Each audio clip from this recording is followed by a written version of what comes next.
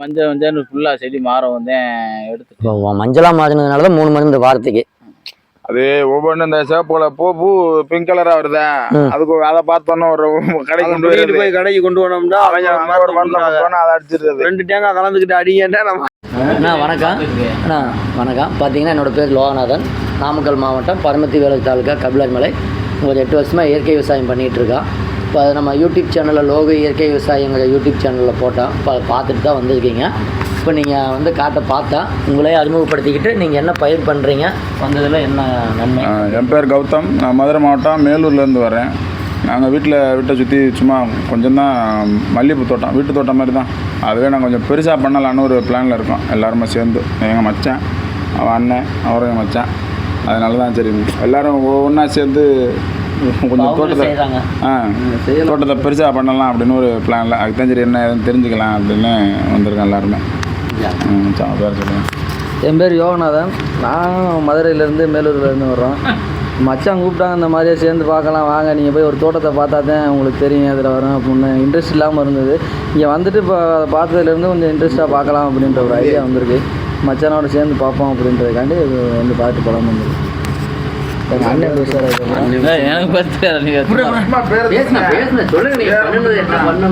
என் பேர் அருள் பாண்டி. மல்லிகைப்பூ ஏற்கனவே பண்ணியிருக்கேன். அது ஒழுங்காக செட் ஆகலைன்னு திருப்பி அழிச்சிருக்கேன். இப்போ அண்ணன் சொன்னதை பார்த்துட்டு இங்கே வந்து பார்த்துட்டு போலாம்னு வந்திருக்கான். இப்போ பார்த்ததுக்கு இதுக்கு முன்னாடி நீங்கள் வச்சுருந்த செடிக்கும் இப்போ இருக்கிற செடிக்கும் உங்களுக்கு என்ன டிஃப்ரென்ஸ்? செடிக்கு வந்து நான் இயற்கை மருந்து அடிக்கிறேன். இப்போ இயற்கை மருந்து கொடுக்கலாம்னு வந்து பார்ப்போம்னு வந்திருக்கான். செடி நல்லாத்தே இருக்குது நம்மளுக்கு. ஆனால் பூ இந்தளவுக்கு வரல. இன்னும் போய் பார்த்து மாற்றி பார்ப்போம்னு வந்திருக்கேன். கெமிக்கலில் பண்ணுறதுக்கு நமக்கு செலவு அதிகம். இதில் வந்து நமக்கு நம்மளே எல்லா பொருளும் தயாரித்து பண்ணி பார்க்கலாம் அப்படின்னு. மஞ்சள் மஞ்சள்னு ஃபுல்லாக செடி மாறம் தான் எடுத்துட்டு இப்போ மஞ்சளாக மாறினதுனால தான் 3 மருந்து வாரத்துக்கு.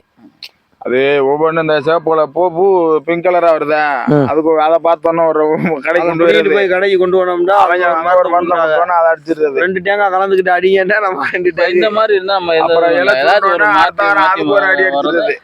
அதாவது முடிஞ்ச வரைக்கும் நம்ம வந்து கெமிக்கல் கடையிலேயே போய் வாங்கினாலும் எனக்கு இந்த மருந்து கொடுங்கன்னு கேட்டா தப்பு இல்லை. ஒரு விவசாயி தலையை ஒடிச்சு எனக்கு இந்த பிரச்சனைன்னு கொண்டுகிட்டு போயிட்டா அப்படின்னா கொண்டு போவேன்.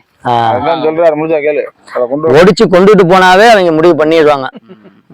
நமக்கு ஆள் கரெக்டான ஆள் இருக்குது, அவ்வளவுதான் பில்லு தீட்டிடுவாங்க. ஆனா நீங்க மருந்து சொல்லி வாங்கினீங்கன்னாவே இவங்களுக்கு விஷயம் தெரியுதுன்னு தான் நினைப்பாங்க. ஏன்னா நம்ம கிட்ட வர்றவங்க சொல்றாங்கல்ல, முடிஞ்ச வரைக்கும் மருந்து கடைக்க போக தேவையில்லை. போகாத வரைக்கும் தான் நமக்கு லாபம். இன்னைக்கு மருந்து கடைக்கு தான் இப்போ மல்லிகைப்பூன்னு இல்லை, மற்ற காய்கறி எது செஞ்சாலும் இன்னைக்கு எதுக்கு அதிக காசு செலவாகுது? மருந்து தான். அந்த மருந்தை தான் அதை நான் அப்படிதான் யோசனை பண்ணி அதனாலதான் இனிமே மருந்துக்கு நாங்கெல்லாம் இந்த நெல்லு நடுறதுக்கு மருந்து அடிக்கிற காசு தான் 30,000 வருது. மருந்து அடிக்கிறது 30,000 வந்துருது. 2 ஏக்கர் நட்டோம்னா செலவு 35,000 வந்துருது. நெல்லு 30 கூடதே வருது. அதை போய் விரும்பத்தை விட 30,000த்துக்கு தான் வைக்க முடியும். சாப்பாட்டுக்கு அந்த மருந்துகளை தான் திண்டுக்கிட்டு இருக்கான் இப்போ எல்லா மக்கள் பூரா. ஒவ்வொரு டைம்ல இந்த மாதிரி நிறைய வந்துடும். இந்த மாதிரி வாரத்துக்கு ஒன்று ஒரு பிரச்சனையை பார்த்தோன்னா போக ஒரு வாரத்துக்கு ஒரு மருந்து அடிச்சு சுத்தமா செடி எதுவுமே இல்லாம போச்சு போறாங்க. இப்போ வந்து குப்பை மட்டும் இது போட்டுக்கிறேன், மற்றபடி மண்ணு தானே மெயினா. நம்ம வந்து என்னதான் விவசாயிகள் இன்னைக்கு எல்லாமே மெயினா மல்லிகைப்பூ விவசாயிகள் நினைக்கிறது என்னன்னா, ஸ்ப்ரே பண்ணா நம்ம ஜெயிச்சிடலாம், மருந்து கிடக்கிற வரைக்கும் நமக்கு கவலை இல்லைன்னு நினைக்கிறாங்க. அது 100% தப்பு. நம்ம கொடுக்க வேண்டியது மண்ணுக்கு. நீங்க மண்ணுக்கு கொடுத்து செடிக்கு வந்து நோய் எதிர்ப்பு சக்தியை உருவாக்கிட்டீங்க அப்படின்னா உங்களுக்கு செலவே கிடையாது. இல்லை ஒரு கொரோனாவே வந்ததில்ல, எல்லாத்தையுமே அட்டாக் பண்ணிச்சுங்களா. அந்த இம்யூனிட்டி பவர் இல்லாதவங்களுக்கு தான் ப்ராப்ளம் பண்ணுச்சு. ஒரு குடும்பத்திலேயே இப்போ நம்ம ஊர்லேயே வந்துச்சு, அவங்களுக்கு வந்ததே தெரியல. அன்கண்டிஷன் ஆனதுக்கு அப்புறம் தான் தெரிஞ்சுது. ஆனால் அவங்க வீட்டில் யாருக்கும் பரவல, அவருக்கு ஒருத்தருக்கு மட்டும்தான் அது மாதிரி சரி பண்ணிட்டாங்க. அந்த மாதிரி இந்த மண்ணை சரி பண்ணிட்டு அப்படின்னா இந்த செடிக்கு என்ன தேவைங்கிறது மண்ணு செடிக்கு கொடுத்தது. காரணம் அதில் உள்ள நுண்ணுயிரிகள் தான். அந்த காலத்துல எல்லாம் பண்ணாங்க. யாரு வந்து இலதலை வெட்டியாந்து போட்டாங்க, முதிச்சாங்க. வந்த பிறகு நமக்கு உரமே வந்துச்சு. கண்டிப்பா. அதாவது என்னன்னு பாத்தீங்கன்னா இலதலை தானே போட்டு பழனிக்குமார் அப்படித்தானே பண்றாரு, இயற்கை விவசாயம் மட்டும் தானே பண்றாரு. ஆனா அவரு சஞ்சீவ மாமா. ஆனா நெல் இயற்கை தான், வேற உரம் வேப்ப முன்னாக்கு இதுகளை வாங்கி எல்லாமே எல்லாமே இயற்கை விவசாயம் தான். 2 ஏக்கர் 5 ஏக்கர் ஏக்கர்ல 10-15 ஏக்கர் டெவலப் ஆயிருக்காங்க. நான் போய் வட்டாக்கா எந்திரிக்கவே மாட்டேங்குது. என்னடா நம்ம போட்டு நாத்து வர மாட்டேங்குது, பூரா வந்துருச்சு, நம்ம போய் மருந்து வாங்கிட்டு வருவோம்டான்னு சொல்லி போய் வாங்கி அடிச்சுடுற மாதிரி இருக்கு. இல்லைண்ணா அது என்னன்னு பார்த்தீங்கன்னா, இப்போ நீங்கள் மதுரையிலேருந்து வர்றீங்கன்னு வச்சுக்கோங்க, ரூட்டு தெரியுது நேராக வந்துடுறீங்க. இல்லைன்னா என்ன பண்ண முடியும்? எங்கேயாவது சுற்றிக்கிட்டு அங்கே போயிட்டு இங்கே போயிட்டு 2 பேர்த்த கேட்போம், அவங்க கரெக்டாக சொன்னால் வந்துடலாம். விவசாயம் அப்படித்தான், நமக்கு தெரியலைங்கிறப்ப ஒருத்தர் கேட்குறப்ப சரியான வழிகாட்டுனாங்கன்னா நம்ம ஜெயிச்சிடலாம்.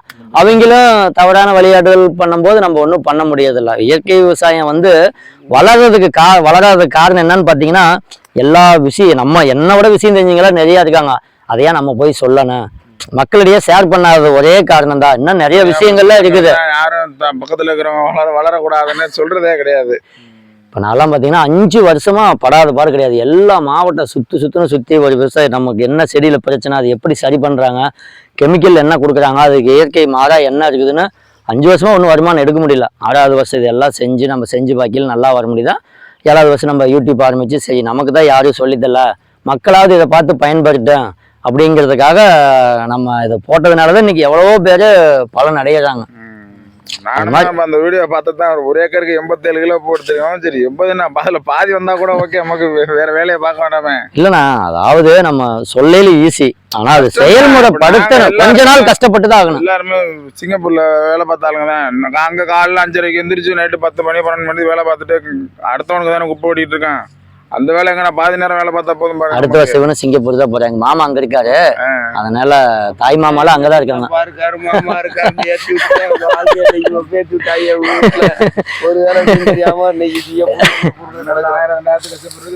இல்லண்ணா இப்ப மல்லிகைப்பூல எல்லாம் வந்து வருமானம் இல்லாம ஒண்ணும் கிடையாது. இன்னைக்கு குறைஞ்சபட்சம் ஒரு 15 கிலோ வச்சாலும் 200 ரூபா வச்சாலும் 3000 ரூபாய் ஆச்சு. அதுல வந்து எனக்குன்னு, அதாவது மற்றவங்களுக்குன்னு எடுத்தீங்கன்னா இன்னைக்கு மருந்து செலவுக்கே போயிடும், ஆள் கூலி போயிடும். எனக்கு ஆள் கூலி மட்டும்தான். ரெகுலராக எனக்கு 4 ஆள்னா 4 ஆள் பூ பறிப்பாங்க, களை வெட்டுவாங்க, மருந்து நான் தயாரிச்சுக்கிறேன். அப்படிங்கல எனக்கு வந்து பெரிய அளவில் செலவு வராது, எனக்கு அப்படியே மீதி தான் ஆகும். அதற்கு காரணம் என்னன்னு பார்த்தீங்கன்னா முழுக்க மருந்து மட்டும்தான். நான் மருந்து நிறைய அடித்தேன், பூ எடுத்ததெல்லாம் வீட்டில் அதான் 3 மருந்து வாரத்தில் 3 மருந்து அடிச்சுங்கிறீங்களே. 2 மருந்து 3 மருந்து அந்த மாதிரி அப்படிதானே சொல்லி கடையில கொடுக்குறாங்க. உங்கள்கிட்ட கொடுக்கும் போதே ஒரு நாள் விட்டு ஒரு நாள் அடிக்கணும், இல்லைன்னா வந்துடும் 1 டேக்கு அடிக்கடி சொல்லித்தாலே கொடுக்குறாங்க. நல்லா வந்துச்சு.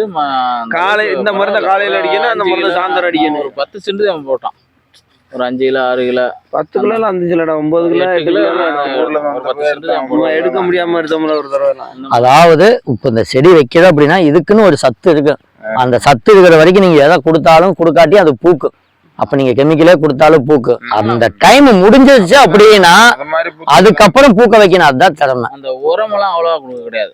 உரமே வந்து ஒரு 5-6 ட்ரிப் தான் அடிச்சிருவான், கொடுத்துருப்பான். ஆமா, அந்த மருந்து அடிச்சாதான் நிறைய தண்ணி வீட்டு போறதுதான். சரி வீட்டு சுத்தி சும்மா கிடக்கிற இடத்துல ஏன் வச்சிருப்பானு செடியை நட்டு விட்டது. அப்படி இல்லைன்னா நம்ம வந்து கெமிக்கல் விவசாயமே பண்ணாலும் சாணி குப்பை ஃபுல்லா போடணும், அதுதான் மெயின். இலதலை போடணும், பலதானி விதைக்கணும். இந்த மாதிரி ஒன்னொன்னு பண்ணும்போது தான் நமக்கு மண் ரொட்டேஷன் ஆகும்போது நுண்ணுயிரி பெருக்கு அதிகமாகும் போது நமக்கு ரிசல்ட் கிடைக்கும். அதெல்லாம் ஈஸியான செலவு தான். நம்ம 10,000 ரூபாய்க்கு வருவாங்கிற பக்கம் இங்கே 2000-3000 தான் செலவாகும். ஆனால் இது கொஞ்சம் வேலைப்பாடு. இந்த வேலைப்பாட்டுக்கு சங்கடப்பட்டுக்கிட்டு தான் நம்ம செய்யறது இல்லை. இந்த மாதிரி சரி வாங்க வீட்டுக்கு போவாங்களா.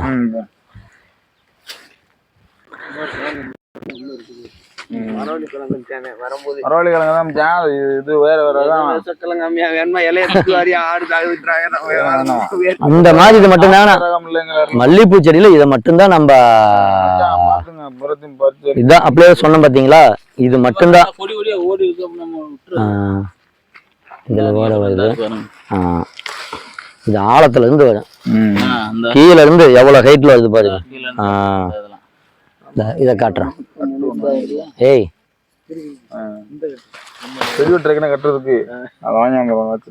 இதை விட்டோம்னா நான் ஒரு வீடியோவே போட்டிருக்கேன், 20 அடி நீளம். நான் அந்த இடத்துல புடுங்காம விட்டுருந்து இதுக்குன்னு தனியா ஒரு வீடியோவே போட்டிருக்கேன் நம்ம யூடியூப் சேனல்ல.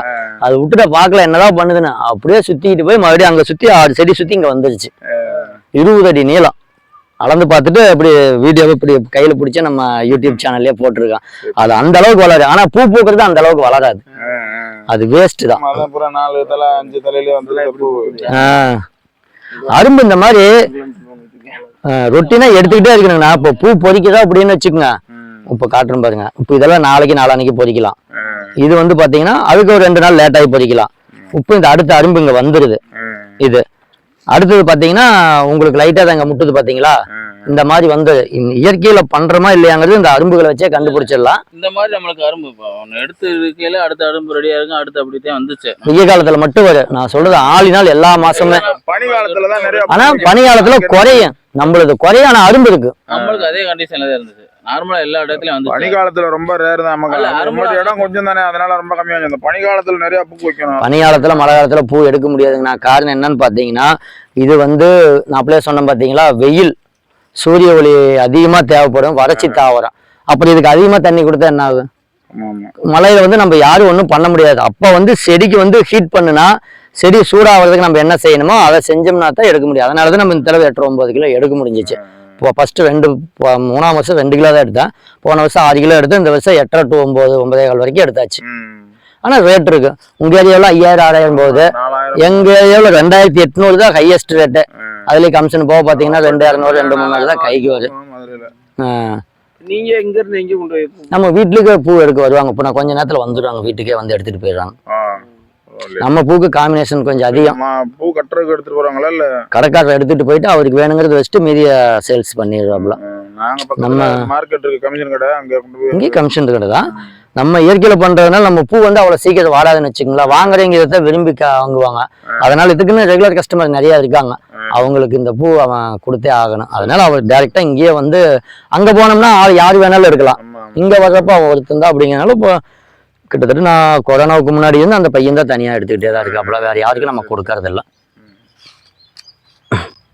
அந்த சிலம்பட்டில ஒருத்தவங்க இந்த மாதிரி போட்டுருந்தாங்க பனி காலத்துல மேல சேர் நட்டு போட்டு போட்டு அது என்ன நான் நிறைய பூக்குதுன்னு சொல்லி போட்டிருந்தாங்க.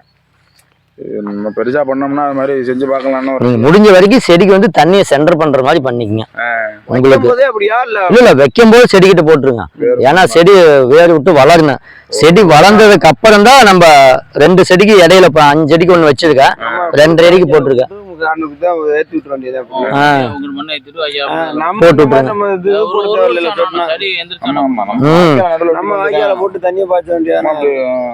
ஏன்னா அந்த வேர் வந்து அங்கேயே ஒரே இடத்துல நம்ம கொடுத்துட்டோம்னா அது எப்ப கொடுப்பாங்கன்னு எதிர்பார்த்துக்கிட்டே தான் இருக்கு. இப்போ நம்மளே குழந்தை இருக்குன்னா ஒன்று வாங்கி அந்த கொடுத்துட்டு அந்த டைமுக்கு நம்ம வர டைம் ரெடியா இருக்கு. ஓ நீங்க வர்றாங்க நமக்கு ஏதாவது வாங்கிட்டு வருவாங்கன்னு சரி அதே கண்டிஷன்ல தான் இருக்கு. இந்த டைம் ஆயிடுச்சு நம்ம அவ்வளவுதான் வாடுது, தண்ணி விடுவாங்க, ஏதாவது கொடுப்பாங்க அப்படின்ட்டு. 1 வருஷமே தேவையில்லை. நான் 4-5 மாசத்துலயே மாத்திடலாம். அப்படியே ஃபர்ஸ்ட் போடையில அப்படி கொஞ்சம் கொஞ்சமா நிறுத்திட்டு வந்துடலாம். அப்படியே செடியோட வாட்டம் பார்த்தோம்னா நமக்கு தெரிஞ்சு இங்க கொண்டு வந்தோம்னா அங்கிருந்து வரும்போது இங்கெல்லாம் எவ்வளவு சத்து இருக்கு மண்ணுல. அதாவது நம்ம கொடுக்குற சத்து பார்த்தீங்கன்னா ஒரு 80% காத்துல சூரிய ஒளியில மண்ணிலேயே வந்து 80% சத்து இயற்கையாவே செடிக்கு கிடைச்சது. ஆனா 20% தான் நம்ம கொடுக்க வேண்டியது. அதில் தண்ணியும் சேர்த்து 20% தான் வரும். அப்படிங்கல அது எப்படி கிடைக்குதுன்னு பார்த்தீங்கன்னா நம்ம கொடுக்கக்கூடிய உணவுல தான் நுண்ணுயிரி இனப்பெருக்கம் ஆச்சுன்னா அந்த நுண்ணுயிரி தான் செடிக்கு எடுத்து கொடுக்கும். நம்ம நுண்ணுயிரியெல்லாம் கொன்னதுனாலதான் 100% கொடுக்க வேண்டியதா வருது. நம்ம இது மாதிரி பண்ணும்போது நமக்கு ஈஸியா போயிடும். நுண்ணுயிரியை வளர்த்திட்டோம் அப்படின்னா செடிக்கு என்ன சத்து தேவைங்கிறது நுண்ணுயிரியா எடுத்து கொடுத்தது. இல்லை அப்படின்னா நம்ம பாருங்க இது செடி வெளுத்துக்குச்சு, இது நுண்ணூட்ட சத்து பற்றாக்குறை, இது தலைச்சத்து பற்றாக்குறைன்னு ஒன்னொன்னு தேடி கொடுக்கணும்.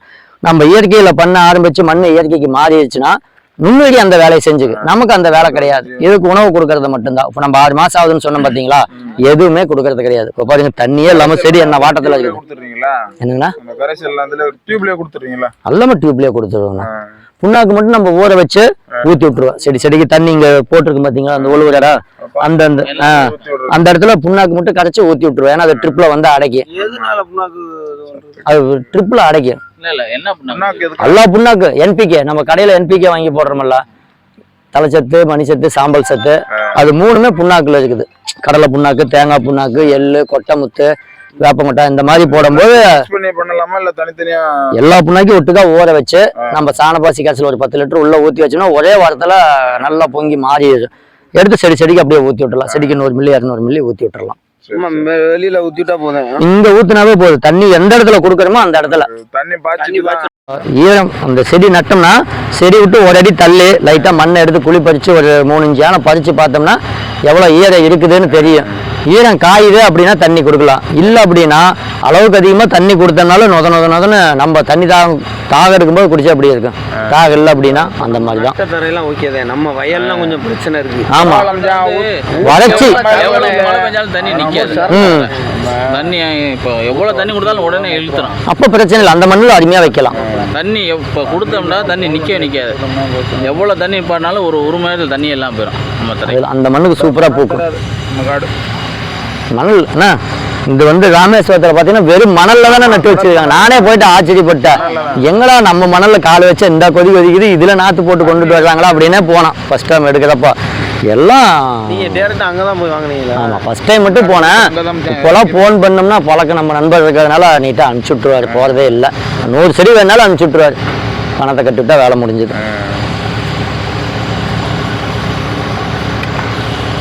இதை பார்த்தீங்களாண்ணா, நான் அப்படியே சொன்னேன் பாருங்க, அதை கட் பண்ணி விட்டாலும் மீண்டும் சைடு வர்றது இப்படி தான் வரும், பூவே எடுக்காது. இது என்ன ஆகும்னா இதான் இப்படி செடியை வச்சு அமுத்தி கீழே செடியை வளைச்சிக்கிட்டே வரும். இதை விட்டோம்னாவே நமக்கு செடிக்கு சத்தை எடுத்து செடியும் கீழே கொண்டாந்துரு சீக்கிரம் கவாத்து பண்ணுற சூழ்நிலைக்கு தள்ளிடும். அது பூரா ஒரு கவாத்து செடியில் நல்லா தலையும் தண்ணி நல்லா கொடுக்க கவாத்துங்கிறது நம்ம செடியோட கண்டிஷன் பொறுத்து தான் பண்ணணும். அப்படி தான் பண்ணிட்டு இருக்கிறேன். நம்ம இத்தனாம் தேதி பண்ணணும், இந்த மாசத்துல பண்ணணும் அப்படிங்கிறதெல்லாம் இல்லை. நம்மளுக்கு செடி ரொம்ப படர்ந்துச்சுன்னா பண்ணிடுறது. ரொம்ப செடி இந்த மாதிரி நமக்கு இடைஞ்சல்லாம் பண்ணிடலாம். உங்களுக்கு செடி எடுத்துக்காது, அதை வந்து நம்ம டைலூட் பண்ணி பால் மாதிரி மாறிடுது. அப்போ வந்து ஒரு ஏக்கருக்கு 2 லிட்டர் 3 லிட்டர் 4 லிட்டர்னு கொடுக்கும்போது நமக்கு நல்லா ரிசல்ட் கிடைக்கும். ஆனால் கொஞ்சம் காஸ்ட்லியாக தான் இருக்குது, ஆனால் மண்ணுக்கு நல்லா சத்து கிணச்சி. புண்ணாக்குலேயே எவ்வளோ சத்து இருக்குல்ல, புண்ணாக்குலேருந்து முன்னாடி அட்வான்ஸாக ஒரு எண்ணெயில் எவ்வளோ சத்து இருக்குது.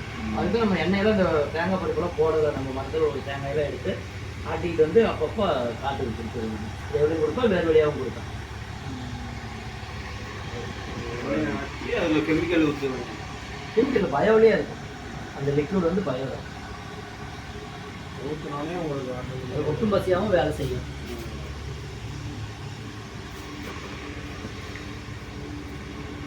அது ஒன்று சின்ன சின்னதாக செய்யத்தான் நமக்கு ரிசல்ட்டு நல்லா கிடைக்கும். நமக்கு பண்ணி பார்க்குறோம், முடிவில் தான் வந்துருக்காங்க. அவ்வளோ தூரம் 160 170 கிலோமீட்டர் நாங்கள் இங்கே வரணும்னு என்ன இருக்குது? அது பிரச்சனை என்னன்னா, அங்கே போகிறாங்க ஊரில் இருக்குங்க, எல்லாரும் அங்கேருந்து இங்கே வர கையில் உன்னோட காசு செலவாகணும்னா திரும்ப ஊருக்கு வர